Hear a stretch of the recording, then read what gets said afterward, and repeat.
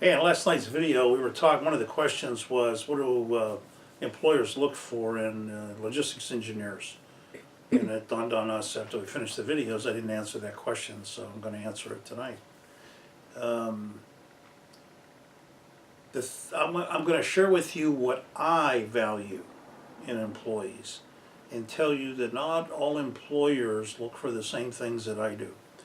Many logistics providers look for what I'll call compliance. They like carrying people out of the military, or just people just follow orders, don't think. I'm just the opposite. I learned this years ago when we did an acquisition, or we were evaluating an acquisition of a company called Viking Freight Systems in San Jose. And one of the things I learned about them was that they built their business around using college students who were going to school, and they could work longer shifts, 2-3 days a week, and go to school the other time. They got much better productivity out of them. Number one, because they were smarter. Number two, they were hyper efficient. And so over the years, I kind of followed that model and have done the same thing. And the thing that I look for, number one, is people's ability to think. Because if somebody, they don't have to be on the dean's list, by the way. I don't like seeing if they're on the dean's list or not, because what you need to do to be on the dean's list may not have anything to do with your ability to apply what you're learning to a business situation. I'm going to tell you a quick story about a girl that we hired at a Cal State Fullerton years ago.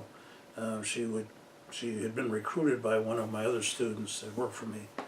And this is a girl that had, her expertise was in operations research.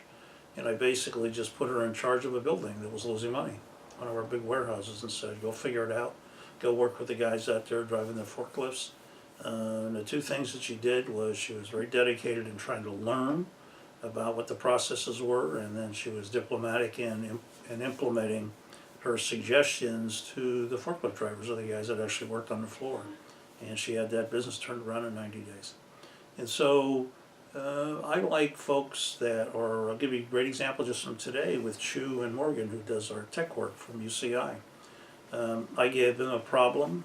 I go sit back down and read my New Yorker magazine, and 15 minutes later they've come up with a couple different ways of solving the problem. And we just move to the next issue. They don't require me to have to figure out how to solve the issues. So they use what training they have to create what I call utility for what our business activities are. It's, what we get confronted with, we don't get to decide every day what our customers want. We get an unusual thing, I showed it to them, they came up with a solution, bingo.